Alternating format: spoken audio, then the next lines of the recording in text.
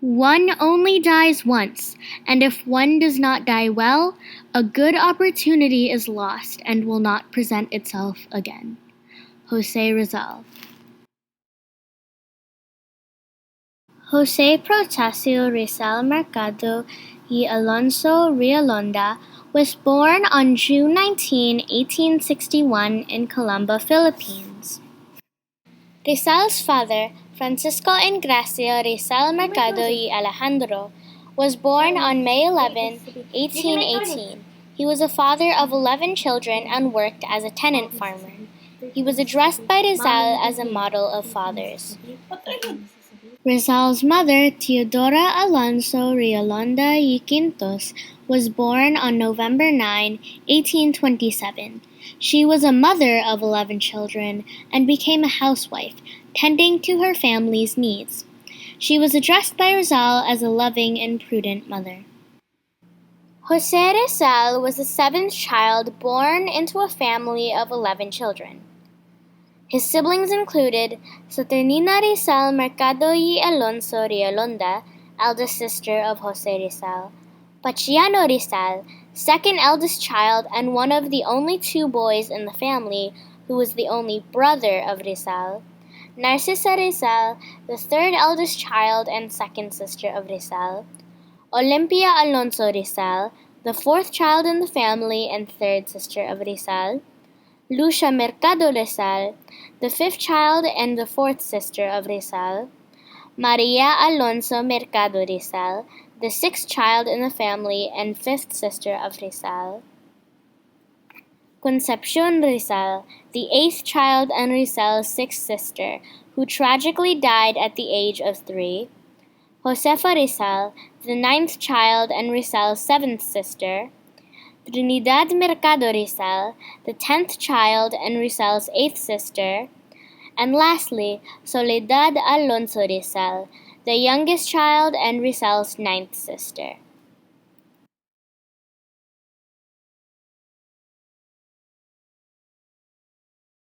Both of his parents were educated, and his mother was his first unofficial teacher. At the age of 3, Rizal had already learned to say his alphabet and his prayers. Later on in life, Rizal had 3 tutors: Maestro Celestino, Maestro Lucas Padua, and Maestro Leon Monroy.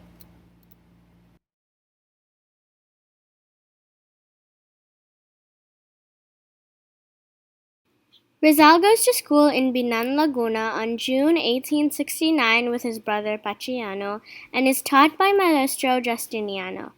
He excels in all his academic studies and surpasses all the Binan boys in Latin, Spanish, and many other subjects. In 1872, Rizal enrolls in Ateneo de Municipal de Manila. He was considered inferior and was placed at the bottom of the class. However, at the end of the month, he is at the top and earns a religious picture as a prize. He graduated with highest honors in 1877. Rizal had a passion for arts, so he enrolled into the University of Santo Tomas. After his time there, he got a degree in philosophy. However, his mother was becoming blind, and eager to help her, Rizal enrolled in the Faculty of Medical Sciences at the same university to specialize in ophthalmology. He continued his studies and moved to Spain to enroll in the Universidad de Central Madrid. He studies philosophies and letters in medicine. In 1884, he gets his degree in medicine and gets another degree in philosophy in 1885. Rizal wanted to continue learning ophthalmology, so he went to France and studied at the Universidad de Heidelberg. In 1887, he finally completes his eye specialization under the supervision of the famous professor Otto Becker. In 1887, he also writes his first novel titled Noli Me Tangere. The novel harshly criticized the Spanish colonial rule and wrote of the injustices and brutalities the indigenous people endured. Because of its scathing material, however, the government prohibited his novel from being viewed by the public. Under the Spanish government, he had been exposed to the troubling and problematic lives and was aware of the Filipinos' hardships. He became the leader of the Filipino student progressive movement in Spain and wrote numerous papers and essays in the Spanish newsletter La Solidaridad. He thought that the Philippines was struggling with corrupt clergymen and poor government's twin issues. The basis of his writings was created by ideas of progressive ideals, peaceful initiatives, individual liberty, and rights for the Philippine people.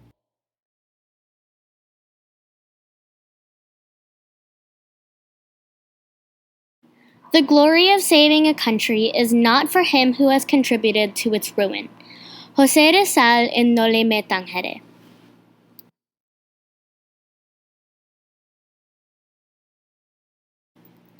In 1891, 4 years later, as a sequel to his first novel, Rizal's second novel, El Filibusterismo, was released. The novel dealt with violent and depressing topics that contrasted significantly from its predecessor's theme. The novel deeply impacted the opinions of the Philippine society on national identity and was suppressed in some areas of the nation for portraying the corruption of the Spanish government. Oh, how beautiful to fall to give you flight, to die to give you life, to rest under your sky, and in your enchanted land forever sleep. José Rizal in El Filibusterismo.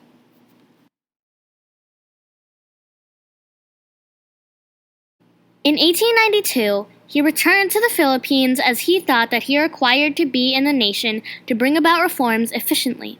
He created a civic movement called La Liga Filipina that, through nonviolent and legal channels, advocated for social reforms.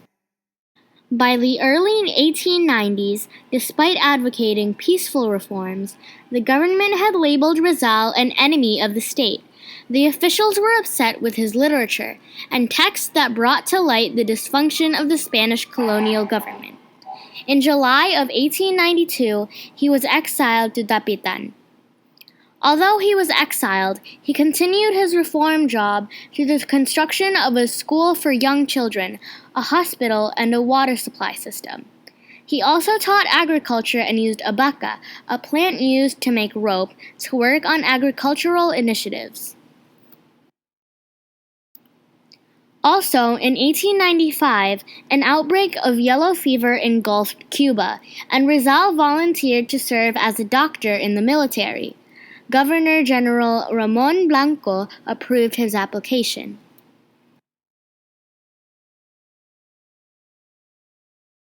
However, by August 1896, a secret organization named Katipunan started a violent and aggressive revolution.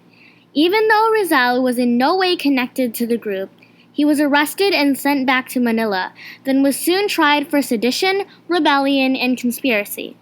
He was convicted of all these charges and was tragically executed on December 30, 1896.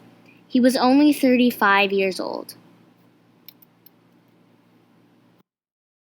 Consummatum est. José Rizal, last words. Overall, José Rizal was the Philippine national hero who unveiled the Spanish colonial government's abuse and corruption and misconduct via his writings. He advocated civil and peaceful reforms and established the progressive institution La Liga Filipina, which the Spanish authorities perceived as a threat and ultimately led to his execution. However, through his nonviolent and virtuous thinking, he truly had an influential impact on the freedom of the Philippines.